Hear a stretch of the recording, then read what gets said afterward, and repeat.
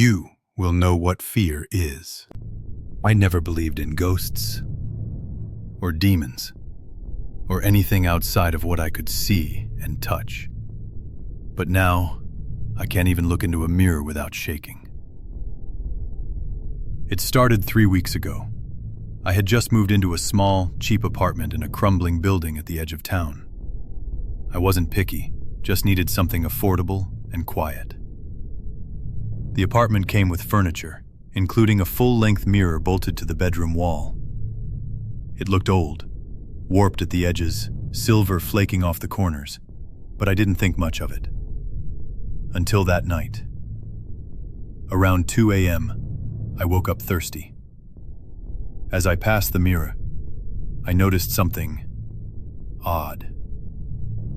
My reflection was smiling, but I wasn't. I froze, looked again. It was gone. Just my tired, pale face staring back. I laughed it off. Sleep hallucination, I muttered. The next night, I saw movement in the mirror out of the corner of my eye. This time, I stared. At first, nothing. Then, behind my reflection, a man. Tall, pale, wearing old, dusty clothes. His face, blank, like a mannequin. But when I turned around, no one. I checked the whole apartment. Nothing. Yet in the mirror, I could still see him, standing behind my reflection, watching. Every night after that, he appeared. Closer. Sometimes behind the door. Sometimes crouching by the bed. Sometimes directly behind my shoulder. He never moved. Just stood there. But his smile was growing wider, more unnatural. I stopped sleeping. I avoided mirrors. But the worst part, he started appearing during the day. Not in real life, only in reflections. Windows, car doors, dark computer screens. Always there, smiling, closer. I called a friend, James, told him everything. He came over, rolled his eyes.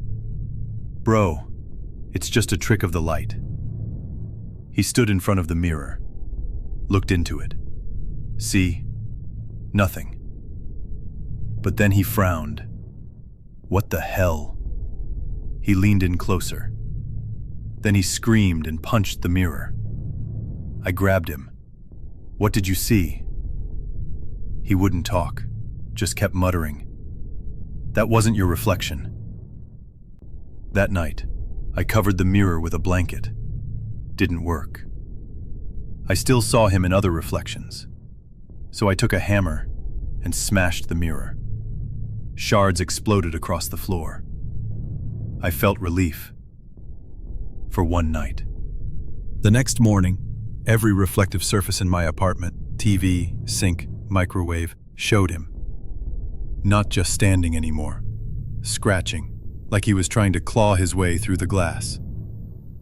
3 days ago, I woke up to glass shattering. The bathroom mirror was broken. From the inside, I ran. Checked the hallway security camera footage the next day. At 3:17 a.m., my door opened by itself. No one came out, but a figure, tall, pale, faceless, walked past the hallway mirror. Without a reflection. I'm writing this from a motel that has no mirrors, no reflective surfaces, no windows at night. But he's still here. I saw him in the black of my phone screen, smiling. He's closer than ever. If you're reading this, cover your mirrors, break them, get rid of anything reflective. Because once you see him, he sees you too.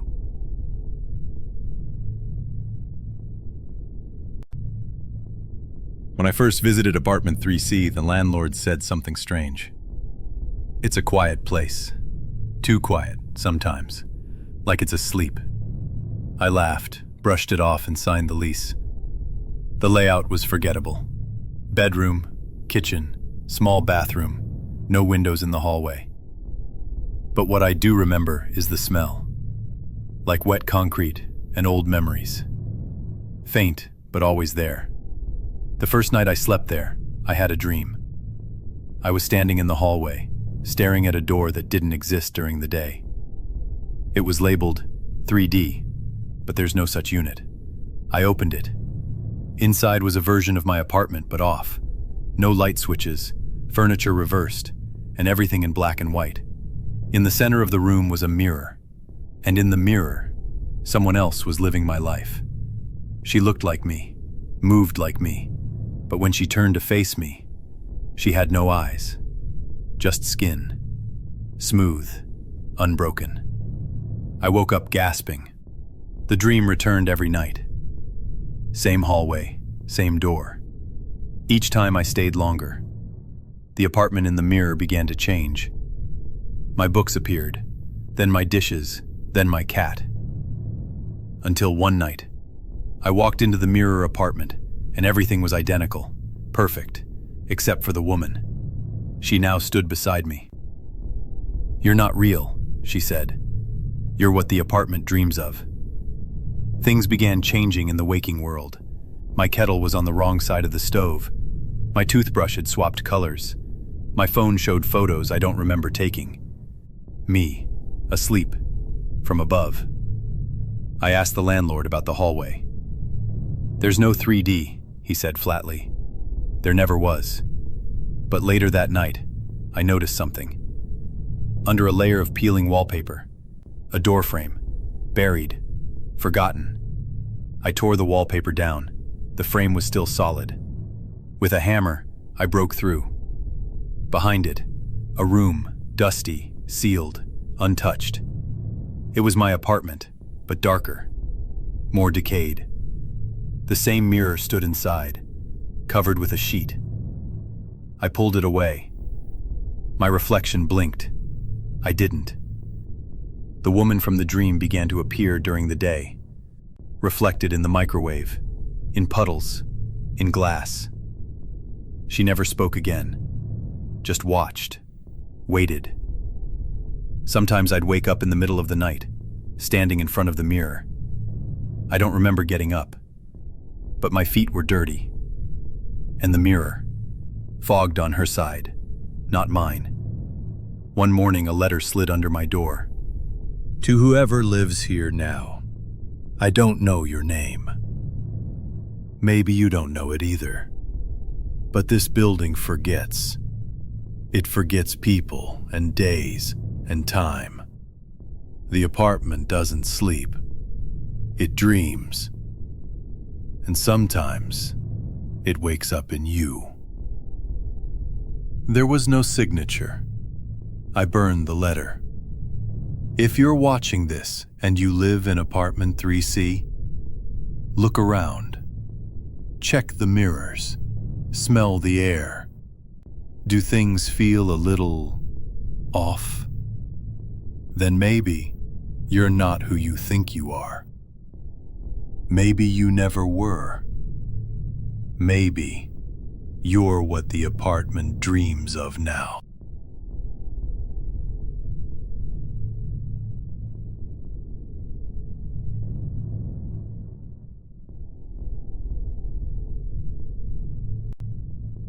I moved into apartment 6B of the old Marrowwood building on a Monday. It was cheap, dusty, and came with a lock that stuck slightly when you turned it. But I didn't mind. I was just grateful to have a place of my own, away from everything, away from him. The layout was simple: a living room, kitchen, bathroom, and one bedroom. Or, at least, that's what the floor plan said. I swear, the day I moved in, there was another door in the hallway. A narrow gray door. No label, no handle. Just a presence. But the next morning, it was gone. I convinced myself I imagined it. Stress, maybe. Lack of sleep. Still, I kept thinking about it. The wall where the door had been felt colder than the rest of the apartment. Once, I leaned my head against it, and I swear I heard breathing. Day 3. That night, I woke up to a soft click, the kind a door makes when it's pushed open slowly. I walked down the hallway, holding my phone as a flashlight. There was nothing there. No door, no sound, but the air was different, heavier, almost like walking underwater. I turned around to go back to bed and found that the hallway was longer than before, longer than the apartment could possibly allow.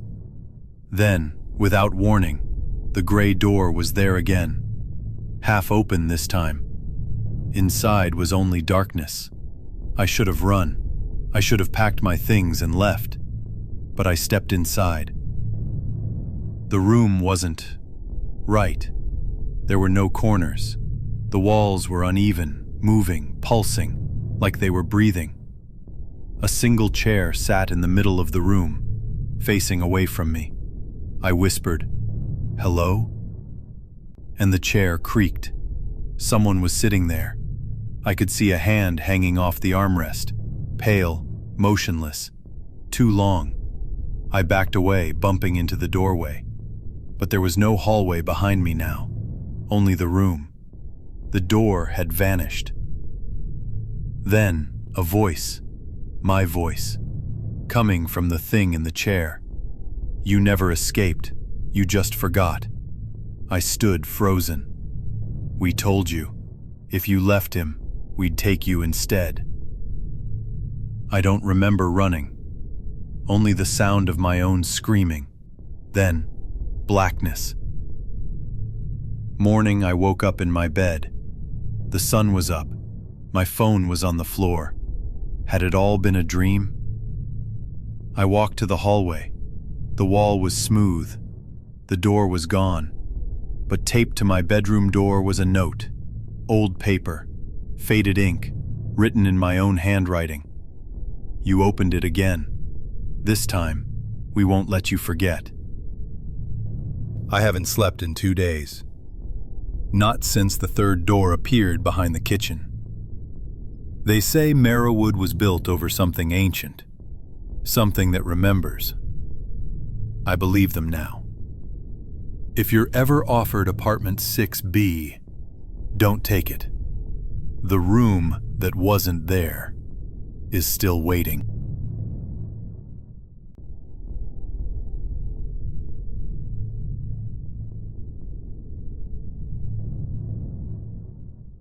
When I moved into apartment 11C, the landlord gave me one instruction. If you hear anything from the unit next door, ignore it. I laughed. He didn't. It's been empty for over 6 years. Apartment 12 was sealed. Literally.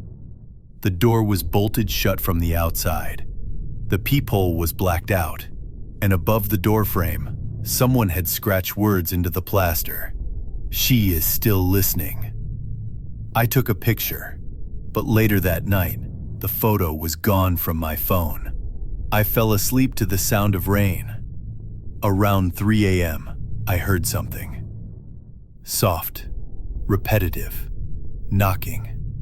3 slow knocks. I opened my front door. The hallway was empty. But when I pressed my ear to apartment 12's wall, I heard it, a whisper. "Is anyone there?" I answered, stupidly. "Hello?" Silence.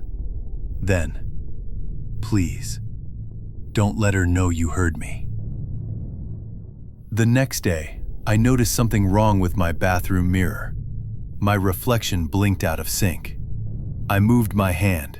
It lagged, just slightly. Then I saw it. A second shape in the reflection, just behind me. A girl, pale, long black hair, soaked with something. Eyes black, wide, and not blinking. I turned around. Nothing. When I looked back, The mirror was cracked. I asked the landlord again. He sighed, like he'd been waiting. Her name was Mara. She lived in 12C. Quiet, lonely. Heard voices in the walls. One day she disappeared. Apartment was locked from the inside. Only thing left was a voicemail. One sentence. The voice told me the truth. Now I can't leave.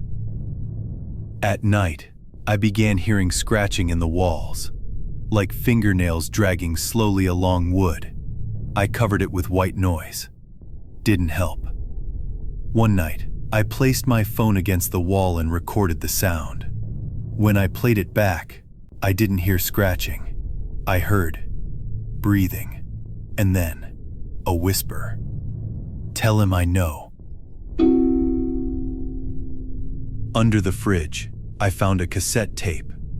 It had no label. I played it with an old recorder I found at a thrift store. The audio was faint, warbled, but I could make out. She's watching from the walls. Mirror is the gate. Don't speak to her voice. Then a scream, long, terrified.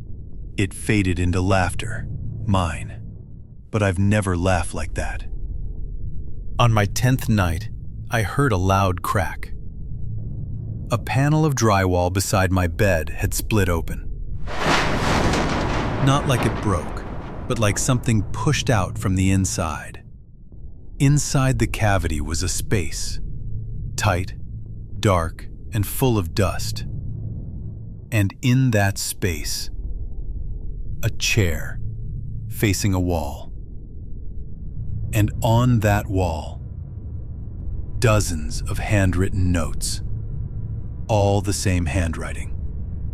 Don't respond. She can hear thought now. If you see her reflection, look away. I turned around.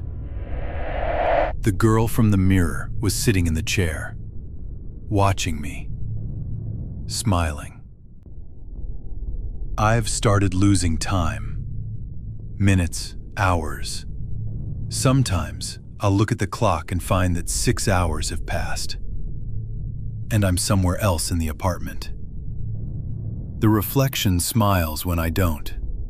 I dream of walls closing in, of a mouth stretching too wide, of something whispering through my own voice. I stop talking, just in case. 9. The truth. I woke up in apartment 12. Door shut, no way out. The room was identical to mine, only mirrored. Everything reversed. On the wall, the phrase, "You were always here." And next to it, a single line drawn in what looked like dried blood. She needed someone new. Then I heard it again. Knocking. 3 slow knocks. A voice. My voice. Is anyone there? 10. You. If you hear a voice through your wall, don't respond. If your mirror lags when you move, break it. If you see a pale girl in a room no one lives in, close your eyes, because she's looking for someone new. And if you're hearing this now, she already knows your name.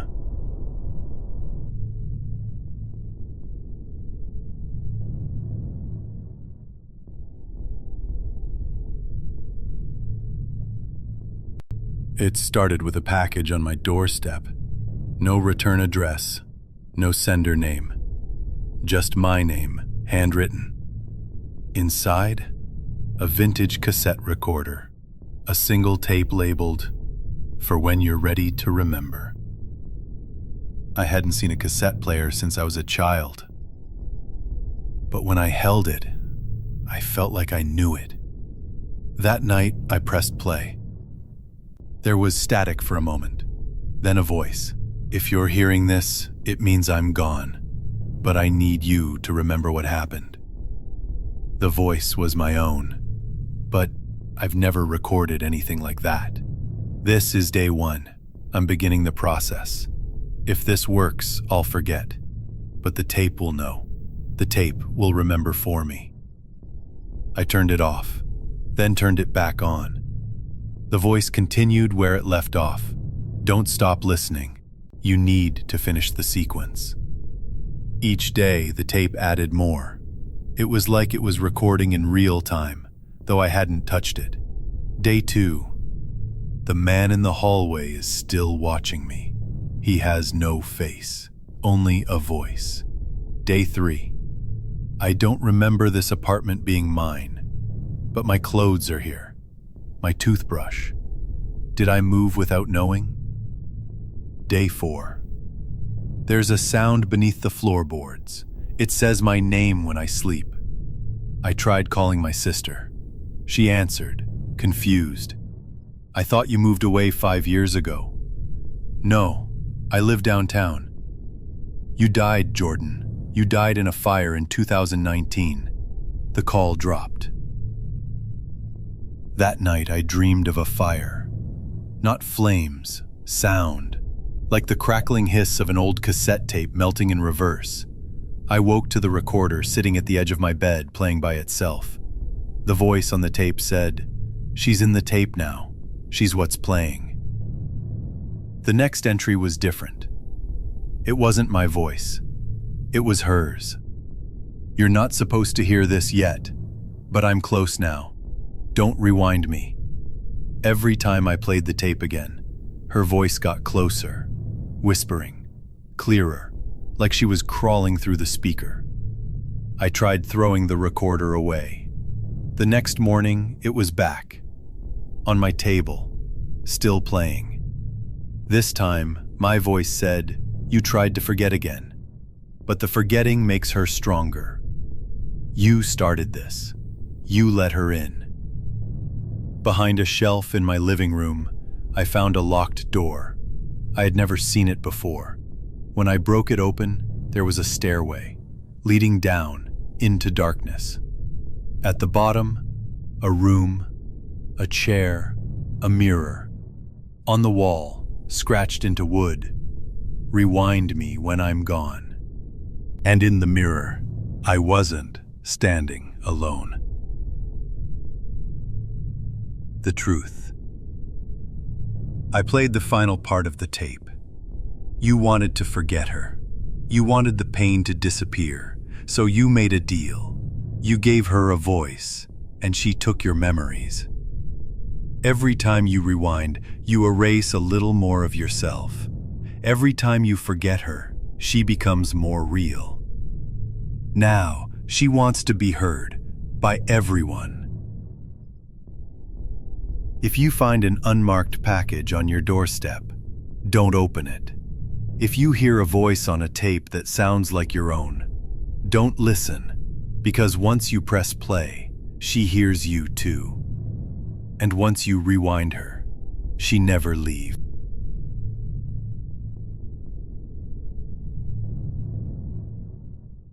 It started with a letter, typed on yellowing paper, signed only with a single word: "Come home."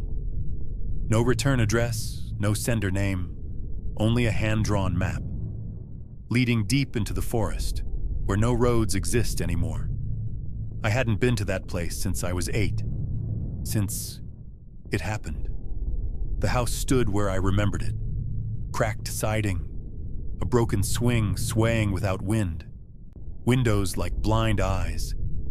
But something was wrong. It looked untouched by time, like it had been frozen. No dust, no rot. And the front door was already unlocked. Inside, the air smelled like old flowers and wet paper. On the wall, written in what looked like faded ink or dried blood, "This is where you died." In the living room, I found a reel-to-reel tape machine, plugged in, already spinning. It clicked and began to play. A child's voice, my voice. "Mommy, where are you?" Then a woman's voice, software weary, familiar. "You're not supposed to be back, sweetheart." I paused the tape. It kept playing anyway. Now that you remember, so does the house. Every time I left a room and returned, it changed. Slightly. Wallpaper patterns reversed. Furniture swapped sides. Reflections in the glass began to move independently. I tried marking the walls with chalk. The next time I looked, the marks had become sentences I didn't write. "You're not the first you to come back." On the staircase sat a photo album. All the pictures were of me, aged differently. Me at 8, me at 30, me as an old man. But in every photo, someone was behind me. Blurry, unfocused, a shadow with eyes. In the final page, a picture of me right now, standing in this very hallway, looking at the album, but no camera had taken it. At the end of the upstairs hall, a black door, cold to the touch, no handle. I whispered, "What's behind this door?" The house replied, "Through the pipes, the walls, the vents, you." That night, the door creaked open, by itself. Inside, a crib, a noose, a mirror with no reflection, and on the ceiling in carved letters, "Memory is the trap." I tried to sleep, but sleep here isn't rest. It's replay. I dreamt of every version of myself who had come back before, all screaming, all begging to forget. And at the foot of the bed, every time I blinked, she got closer. The woman in black, the one behind the glass, the one the house won't let leave. I found a leather journal in the kitchen drawer. "You wrote this," it said on the first page, "but not in this version." Inside, entries from dozens of me's, each one crazier than the last.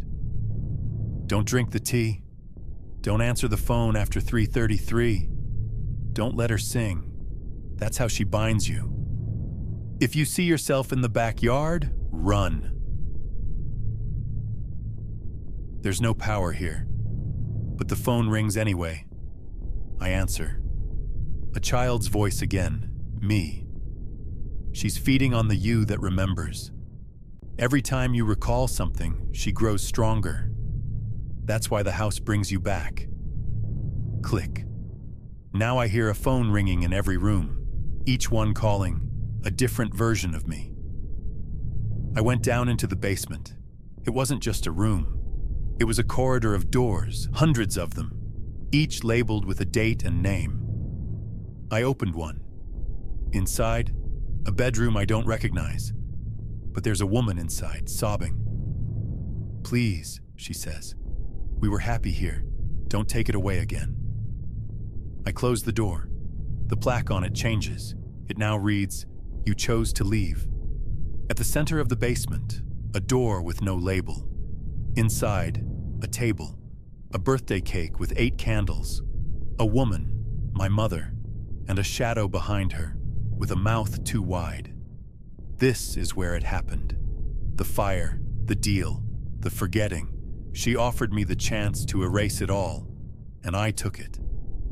But the cost was the loop. I'm writing this now in a version of the house where time has slowed. If you find this story, know this. The house exists in memory, not space. And if you've imagined it, even once, you've already started to return.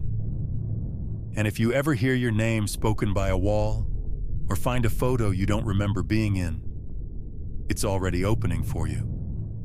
The house remembers everyone eventually, and it never forgets what you tried to erase.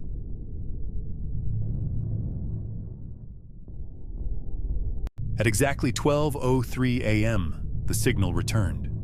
For a moment, my screen flickered, black and gray static. And then, there it was, station 103.6 FM.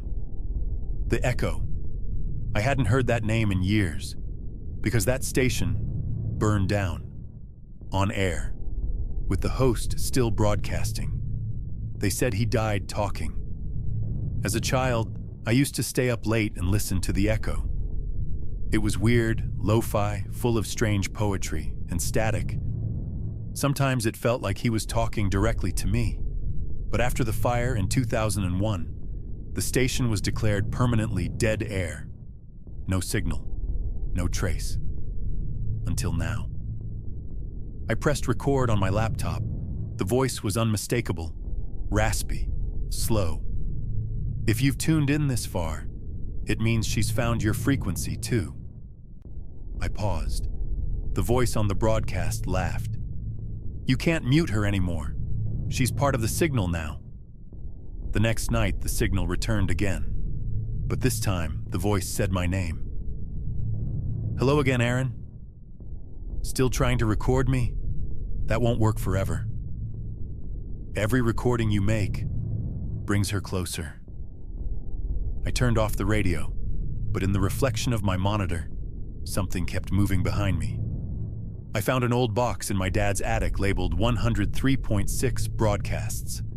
Inside, dusty VHS tapes. Handwritten notes. Do not play after midnight. Curiosity 1. I digitized one.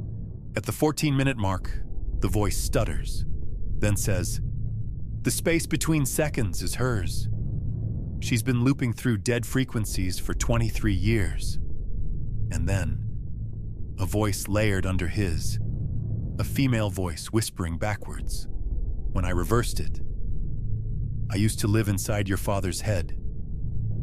I never told anyone this, but my father died in the same year the station burned down. They ruled it a suicide. But he left a message burned into his audio recorder. Never tune to 103.6 again. That voice isn't human. It feeds on repetition.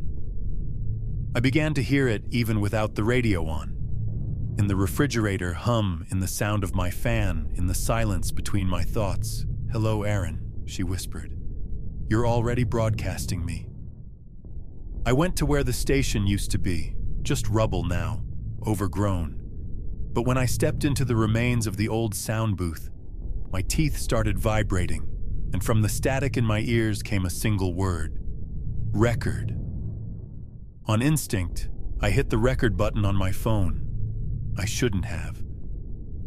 When I played it back that night, the audio file cut my speakers. Literally. The fabric burst, plastic cracked. The waveform showed a symbol I didn't recognize, almost like an eye with a signal tower for a pupil. Then my phone shut off, permanently. But in the dead screen, I could see a reflection. Not mine. Desperate, I uploaded the recording to an old forum for audio anomalies. Someone replied in 20 minutes. "Why did you record her? She's a parasite of attention. Every time someone listens, she copies more of the host.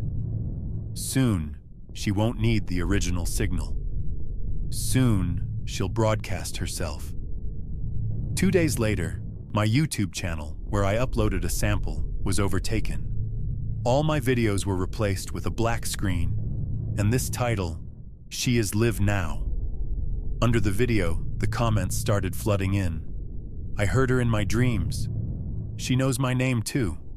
I unplugged everything, still hearing her. Then YouTube terminated my account. But not before I saw the view count. 6.6 million. She doesn't need the signal anymore. She is the signal. She's buried in .wav files, in old frequencies, in the white noise between tracks. She doesn't care if it's FM, AM, MP3, or cloud. She only needs ears. You listened. Now they will too. If you're hearing this, I'm probably already gone. Or worse, I'm the voice in the background that never stops whispering when you pause your music. If you ever hear a frequency that says, "Welcome back to 103.6, the echo," turn it off. Don't record it. Don't listen again. And never repeat what she says. Because if you do, you become part of her loop. And dead air will never be silent again.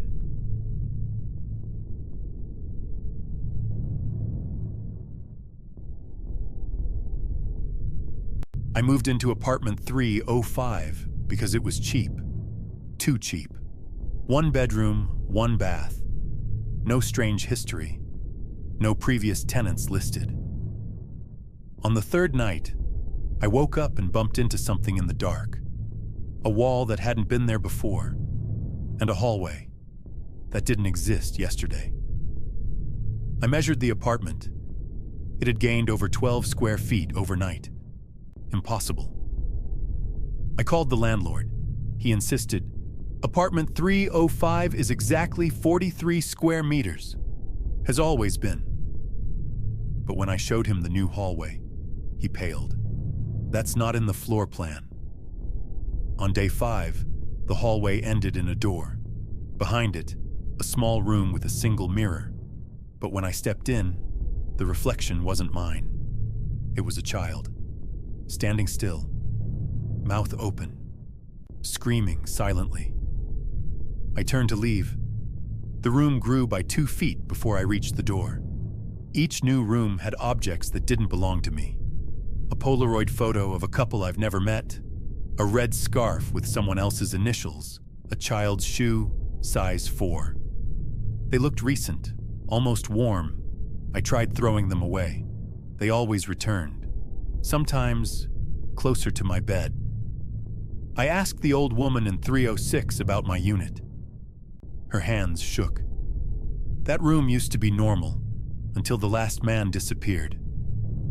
He said it was getting deeper. I still hear him walking sometimes, but there's no one there. One morning, a new hallway appeared. At the end, a steel door bolted shut with 7 locks. On it, scratched in what looked like nail marks. "Do not open, do not look, do not measure." But I couldn't help it.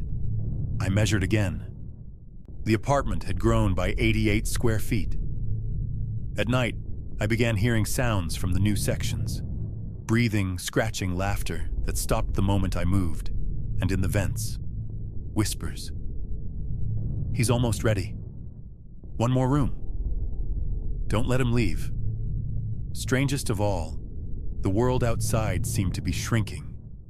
My window view used to show the city skyline. Now, only brick. The hallway to my front door got longer. My mail stopped arriving. It's as if the apartment isn't growing. It's replacing everything else. I covered all the walls with tape markings to monitor new growth. Every morning, new tape needed. And one wall had words scrawled across it, in my handwriting. But I never wrote them. There is no outside, only more inside. The final hallway appeared on night 15, crawling-sized, just barely big enough to fit through. I went in. The walls pulsed. The air smelled like birth. At the end, a room, inside, a mirror, and on the floor, a duplicate of me asleep, breathing, dreaming, but wired into the walls. When I turned to crawl back, a note had appeared on the wall. "You are the 17th. We welcome your shape, your weight, your dreams." The structure remembers. Soon, your room will grow too. If you live alone, and one day your place feels slightly bigger, don't measure it. Don't explore. Don't open new doors. Because some rooms don't grow by design, they grow by consuming you. What if the game you loved as a child remembered you too? And what if it's been saving more than your progress? Aaron finds his childhood game console in a storage unit after his mother passes away. He plugs it in. The screen flickers to life. "Welcome back, Aaron." Save slot 1 resumed. The thing is, he never created that save, and his real name was never entered. As he plays, strange things occur. NPCs refer to events from his real life. The main character dreams of a funeral with no faces. Every level ends with a phrase, "It's better if you don't remember." Digging into the memory card, he finds a hidden file. Recovery 1, a .str. Not a game asset. When opened with a hex editor, It reveals his childhood address, his blood type, and an audio clip of him crying as a child. Then a new level appears. The basement, unlocked. Inside the game's new level is a near-perfect replica of his childhood basement. The layout, the photos, even the muffled knocking from under the stairs. In real life, Aaron begins to sleepwalk, and every night he wakes up closer to his real basement, which he hasn't entered in 10 years. He hacks deeper. The file structure shows slot 1 greater than memory, greater than observer, greater than user. The game isn't saving progress. It's saving observations, every choice, every mistake, every secret. It's been watching since 1998. One night, the game boots on its own. The screen shows, would you like to continue from where you left off? Yes, no. Timer 00:14, 00:13. Even when unplugged, the countdown continues. Aaron presses no, but wakes up with bruises shaped like controller marks on his palms. His house begins to shift. Walls mimic pixelated textures. Reflections show 8-bit versions of his face. His own voice echoes in soundtrack form. A note prints from his old dot matrix printer. If you delete save slot 1, you delete yourself. The game offers one final option. Enter save slot 1 and face what you forgot. He accepts. The level begins in silence. Pixel Aaron stands in front of a hospital bed. A child in the bed. Himself, age 7, crying, begging not to forget. The dialogue appears. We had to split you to save you. You are the part we hid. The power cuts. When it returns, the game no longer boots. Instead, the console shows a reflection, his reflection, blinking unnaturally. He reaches to unplug it, but hears the startup sound from inside his own head. If you ever find a save file you didn't create, don't load it, because some memories weren't lost. They were buried, and that slot is waiting for you to come home.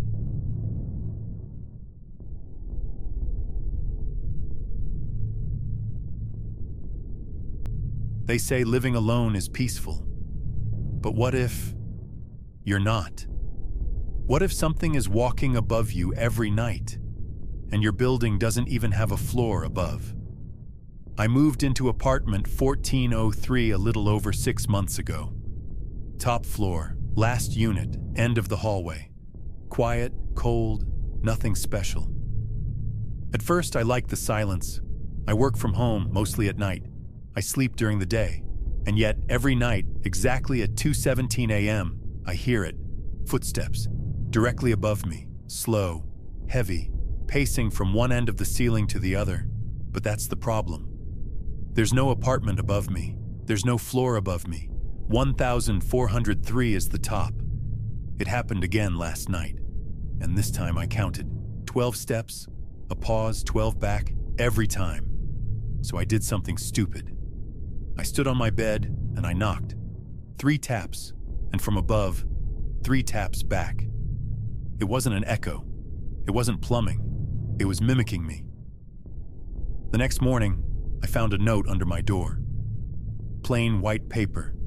No handwriting, just a typed message. Thanks for keeping me company. See you tonight. No name, no signature. No one had access to my floor. I showed it to the front desk. They laughed and said it was probably a prank. But the girl behind the desk, she didn't laugh. She just looked at me and said, "There's no one above you." I requested the original blueprints. Told the management I needed them for insurance. Floor 14, check. Floor 15 doesn't exist, literally. The floor plan jumps from 14 to the rooftop. There's no staircase, no service door, nothing but a flat concrete slab. But in a dusty maintenance room, behind old fire code binders, I found a separate hand-drawn blueprint. And on it, Unit 1503 permanently sealed. Circled in red ink. I started recording audio every night. Set up a microphone facing the ceiling at 2 a.m. At 2:17 a.m. sharp, 12 steps forward. Pause. 12 steps back. Over and over. But on the fifth night, something different. Dragging. Like something heavy being pulled across the floor above me. No pattern, no rhythm. Then, laughter. My laughter. Except, I never laughed. I stopped sleeping. I went upstairs again, past the 14th floor, and found the stairwell dead-ending at the rooftop exit. But the maintenance key I had, it worked on a door I had never noticed before. Inside was a room. Just a room. No furniture, bare walls, except one giant mirror on the far side. I stood in front of it. It didn't reflect the room. It reflected my bedroom. And in the bed, I was asleep, but I hadn't slept in 3 days. That night, my landline rang. I don't even have landline service. I picked up. Silence, and then footsteps, getting closer, one by one. Then a voice, so faint I couldn't be sure it wasn't in my head. Let me down. Click. I blocked the ceiling with furniture, bookshelves, lamps, anything. At 2:17 a.m., it all shook. Dust rained down. The bulb burst. When I looked up, there was a crack in the ceiling, and through it, I saw an eye. Looking down at me, the next morning, everything seemed normal, until I checked the date. My phone said it was February 16th, same as yesterday, and the day before. I checked news sites, email timestamps, anything. All said February 16th. I had been living the same day over and over, and every night, he walked above. I lay in bed, staring at the ceiling, refusing to move. Then I heard it, not from above, but from the air vent. A voice whispering, "You're almost ready. You can let me down now. The room is open. Don't keep me up here forever." I tore open a wall panel behind my bathroom mirror. Inside, a crumpled letter. Yellowed, nearly unreadable, in my own handwriting. "If you're reading this, you've broken the loop. He only walks when you don't watch. Never open the ceiling. Don't let him down. You're not a tenant. You're a replacement." Last night, I couldn't resist. At 2:16, I stood in the center of my room. I looked up at the crack. I raised my hand, and I knocked, once, from above. "Thank you." The ceiling opened, dust poured down, then fingers, then a face. Mine. Smiling, he said, "Time's up. Your floor's full. If you live on the top floor, and you hear footsteps above you, don't knock, don't answer, because the apartment above you doesn't exist, but it wants you to.